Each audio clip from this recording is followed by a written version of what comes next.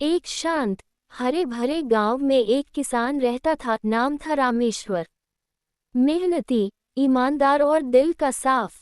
लोग कहते थे कि अगर गांव की मिट्टी बोल सकती तो वो सबसे ज्यादा रामेश्वर की तारीफ ही करती, क्योंकि वह खेतों को सिर्फ काम नहीं, पूजा समझकर करता था।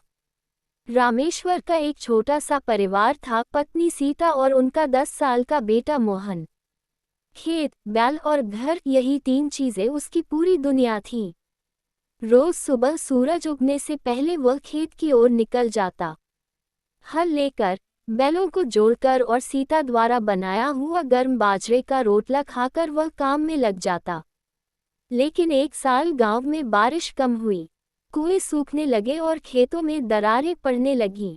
किसान परेशान होने लगे। रामेश्वर के खेत में भी फसल सूखने लगी। सीता ने चिंता से पूछा, अब क्या करेंगे राम? रामेश्वर मुस्कुराया, हिम्मत रखो सीता, मेहनत कभी धोखा नहीं देती। उसने तय किया कि वो हार नहीं मानेगा। एक शाम उसने अपने खेत के पास पुरानी कंटीली झाड़ियों के बीच पानी की हल्की सी नमी महसूस की। उसे शक हुआ कि शायद जमीन के नीचे पानी हो।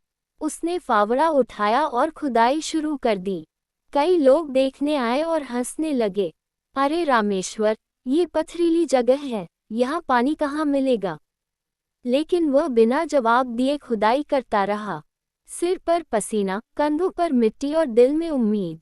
3 दिन तक वह लगातार खुदाई करता रहा। तीसरे दिन दोपहर में अचानक जमीन के नीचे से एक ठंडी हवा का झोंका आया और अगले ही पल मिट्टी के बीच से पानी की पतली धारा फूट पड़ी। सब लोग हैरान रह गए। रामेश्वर को पानी मिल गया। गांव वाले खुशी से चिल्लाने लगे। धीरे धीरे वह छोटी धारा एक कुएं का रूप लेने लगी। पास के किसान भी अपने खेतों में पानी पहुंचाने लगे। बिजली पंप न होने के कारण सभी मिलकर बाल्टियों से पानी निकालकर खेतों में डालते।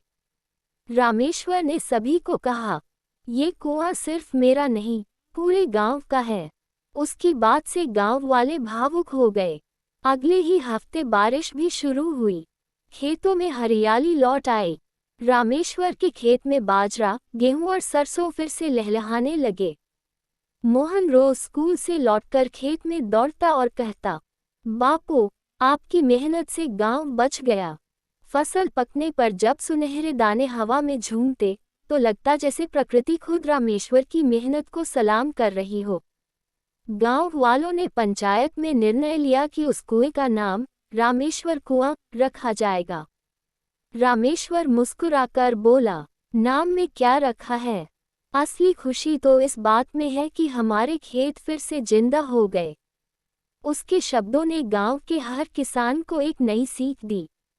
मुश्किलें चाहे कितनी भी बड़ी क्यों न हो, मेहनत, उम्मीद और लगन से हर सूखी जमीन फिर से हरी हो सकती है। और इस तरह रामेश्वर सिर्फ एक किसान नहीं, बल्कि गांव की आशा और प्रेरणा बन